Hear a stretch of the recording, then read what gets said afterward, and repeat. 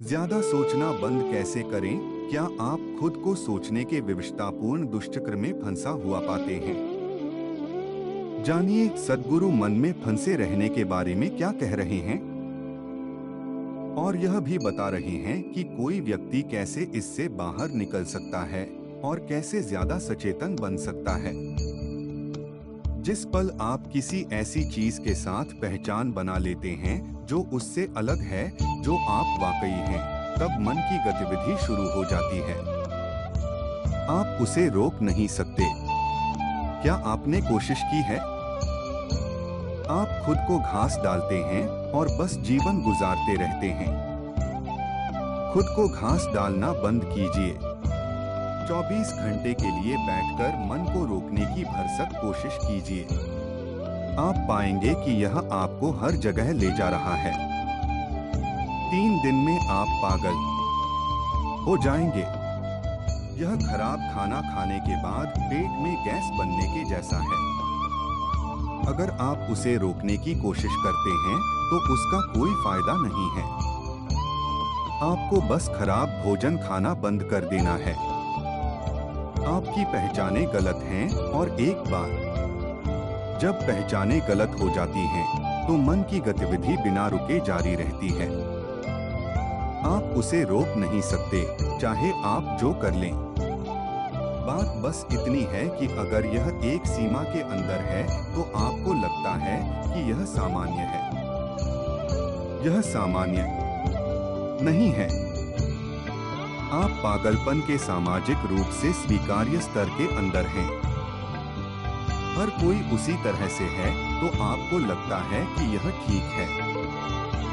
लेकिन आप मन में एक भी विचार लाए बिना यहाँ यूं ही बैठने के आनंद को नहीं जानते। अगर मैं खुद को 4-5 दिनों तक बंद कर लूं, तो उन 4-5 दिनों में मुझे एक भी विचार नहीं आएगा। मैं कुछ भी नहीं पढ़ूंगा, यहाँ तक कि खिड़की के बाहर भी नहीं देखूंगा। बस बिना किसी विचार के मैं बैठा रहूंगा। मान लीजिए आप शानदार सूर्योदय को देखने लगे। कुछ देर के लिए आपके विचार गायब हो गए क्योंकि कहीं विशाल कुछ घटित हो रहा है। या आप किसी ऐसे काम में डूब गए जो आपको महत्वपूर्ण लगता है। उस समय कुछ देर के लिए विचार गायब हो जाते हैं और वही आपके जीवन के सबसे सुंदर पल होते हैं। आपके भीतर जीवन का जो स्रोत कार्य कर रहा है वह विचार प्रक्रिया से कहीं अधिक विशाल घटना है। अगर आप किसी अधिक विशाल चीज के संपर्क में आते हैं तो छोटी चीजें स्वाभाविक रूप से गायब हो जाती हैं। आपके भीतर जीवन का जो स्रोत कार्य कर रहा है वह विचार प्रक्रिया से कहीं अधिक विशाल घटना है, क्योंकि आप उसके संपर्क में कभी नहीं आते, इसीलिए यह विचार इतना महत्वपूर्ण बन गया है। या यूं कहें कि अगर आपको अपने विचार बेहद महत्वपूर्ण लगते हैं तो इसका मतलब है आपके विकृत नजरिए में सृष्टिकर्ता का सृष्टि महत्वपूर्ण नहीं है। आपकी अपनी सृष्टि बहुत ज्यादा महत्वपूर्ण हो गई है।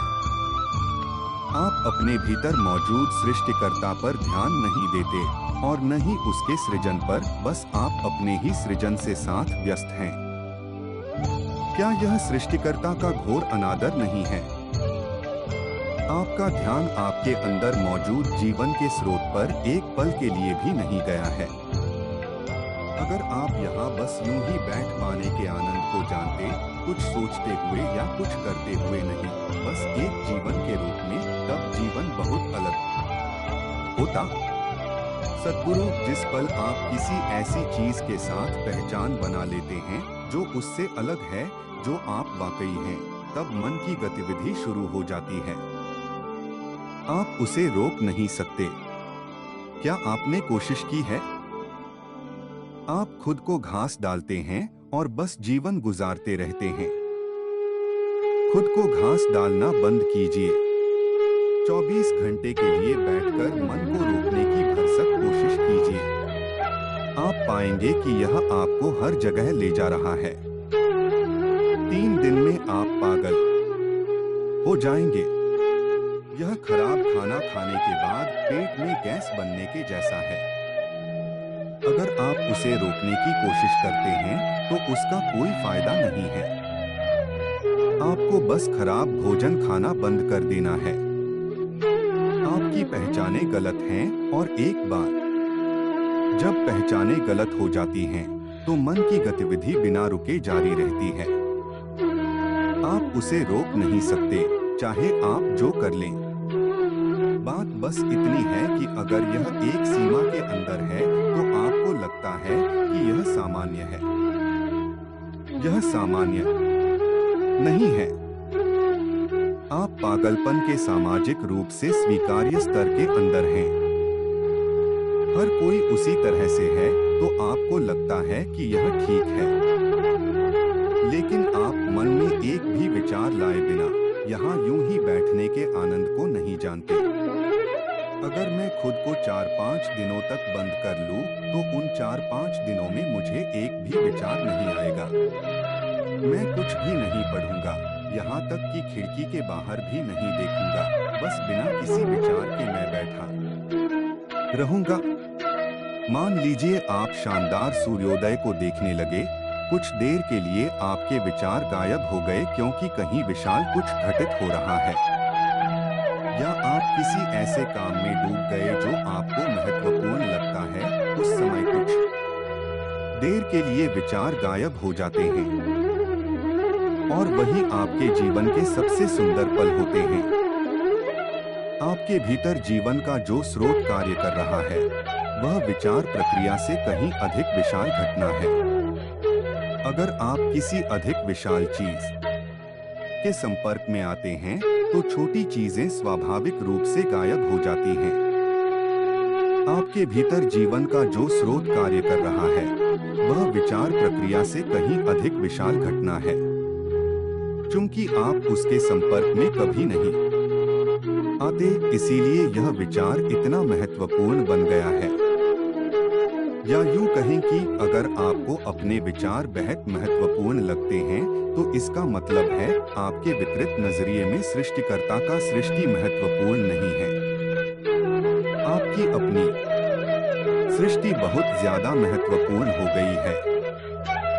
आप अपने भीतर मौजूद सृष्टिकर्ता पर ध्यान नहीं देते और न ही उसके सृजन पर, बस आप अपने ही सृजन से साथ व्यस्त हैं। क्या यह सृष्टिकर्ता का घोर अनादर नहीं है? आपका ध्यान आपके अंदर मौजूद जीवन के स्रोत पर एक पल के लिए भी नहीं गया है। अगर आप यहाँ बस यूं ही बैठ पाने के आनंद को जानते, कुछ सोचते हुए या कुछ करते हुए नहीं, बस एक जीवन के रूप में, तब जीवन बहुत अलग होता। जब बात बाहरी दुनिया की आती है तो अलग अलग इंसान की काबिलियत अलग अलग होती है, लेकिन बात जब आंतरिकता की आती है तो हम सबकी क्षमता एक समान है। ऐसा इस वजह से संभव नहीं हुआ है क्योंकि आपने कभी ध्यान ही नहीं दिया है, इसलिए भी नहीं क्योंकि यह मुश्किल है या यह पहुंच से बाहर है या आप अयोग्य हैं। आंतरिक प्रकृति के लिए हर इंसान एक बराबर सक्षम है। बाहरी कार्य के लिए, चाहे आप बिल्डिंग बनाना चाहते हो या खाना पकाना चाहते हो या कोई दूसरी चीज करना चाहते हो, हम में से हर किसी की काबिलियत अलग अलग है। लेकिन बात जब आंतरिक सच्चाई की आती है तो उसमें हम सब एक समान काबिल हैं। यह एक व्यक्ति के साथ घटित हुआ है और दूसरे व्यक्ति के साथ घटित नहीं हुआ है। ऐसा सिर्फ इसलिए है क्योंकि उसने ध्यान नहीं दिया है, बस इतनी ही बात है। जो चीज आपके भीतर है उससे आपको कोई भी वंचित नहीं कर सकता, स्वयं आपके अलावा। लोग इन निष्कर्षों पर पहुंच गए हैं कि आध्यात्मिक प्रक्रिया बहुत मुश्किल है क्योंकि वे गलत चीजें करते रहते हैं। बाहरी दुनिया के साथ आपको एहसास हो गया है कि जब तक आप सही चीजें नहीं करते वो काम नहीं करेंगी। यही अंदर के साथ भी सच है। किसी दिन एक यात्री पास के गांव में आया और पूछा, ईशा योग केंद्र कितनी दूर है? गांव के एक लड़के ने जवाब दिया, यह 24,996 मील दूर है। उसने कहा, क्या इतनी दूर? लड़के ने कहा, हाँ, जिस रास्ते पर आप जा रहे हैं उधर से। अगर आप पीछे घूम जाएं, तो यह बस 4 मील है। आप एक दिशा में देख रहे हैं और आध्यात्मिक होने की कोशिश कर रहे हैं। अब यह एक बहुत लंबा रास्ता है। आपको पूरे ब्रह्मांड का चक्कर लगाकर वापस आना होगा। अगर आप बस पीछे घूम जाएं, तो यह यहीं पर है, क्योंकि आप जिसे खोज रहे हैं वह आपके भीतर है, आपके बाहर नहीं। जो चीज आपके भीतर है, उससे आपको कोई भी वंचित नहीं कर सकता, स्वयं आपके अलावा। क्या कोई आपको अपनी ही आंतरिकता में प्रवेश करने से रोक सकता है? अगर यह नहीं हो रहा है, तो आपको समझना चाहिए कि आपने आवश्यक इच्छा शक्ति नहीं पैदा की है। दूसरी कोई वजह नहीं है। क्या आप अपने मन से बाहर हैं? अभी विचार को दबाने की कोशिश मत कीजिए। सबसे बड़ी भूल ये हुई है कि लोगों ने आपको बता दिया है कि अपने मन को कंट्रोल करो। जैसे ही आप अपने मन को कंट्रोल करने की कोशिश करते हैं, तो आप खत्म। मान लीजिए आप अभी शांभवी महामुद्रा का अभ्यास कर रहे हैं। अगर आप प्रक्रिया करते हैं, तो वह आपके और आपके शरीर के बीच, आपके और आपके मन के बीच थोड़ी दूरी पैदा कर देगी। आप शांभवी करें और यूं ही बैठे रहें। आपका शरीर यहाँ है, आपका मन वहाँ है, और जिसे आप मैं स्वयं के रूप में देखते हैं, वह कहीं और है। एक बार जब यह अंतर आ जाता है, तब मन के साथ कोई संघर्ष नहीं रह जाता। अगर कोई आपसे कहता है तुम अपने दिमाग से बाहर हो, यानी आउट ऑफ माइंड हो, तो उसे आप अपमान महसूस मत कीजिए। यह सबसे बड़ा सम्मान है जो वे आपको दे सकते हैं। एक बार जब आप मन से बाहर आ जाते हैं, फिर कोई समस्या नहीं होती। अगर कोई आपसे कहता है तुम अपने दिमाग से बाहर हो, यानी आउट ऑफ माइंड हो, तो उसे आप अपना अपमान मत समझिए। यह सबसे बड़ा सम्मान है जो वे आपको दे सकते हैं। वे आपसे कह रहे हैं कि आप एक बुद्ध हैं। बुद्ध का मतलब है कि वह इंसान जो अपने दिमाग से बाहर है। लोग सोचते हैं कि दिमाग से बाहर होना पागलपन है। यह पागलपन नहीं है। पागलपन हमेशा दिमाग में होता है। अगर आप अपने दिमाग से बाहर हैं, तो आप 100% समझदार होंगे। वह पागलपन का अंत है। अब आप जीवन को बस वैसा ही देखते हैं जैसा वह है।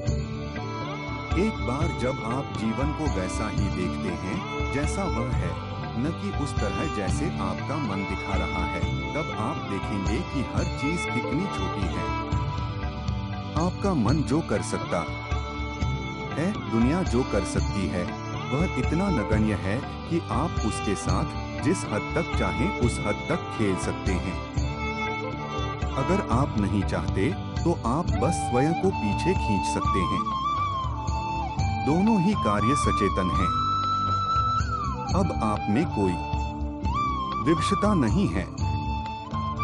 जिस पल आप सृष्टि के स्रोत का साक्षी बनना शुरू करते हैं, आपके अंदर की सारी विवशता चली जाती है।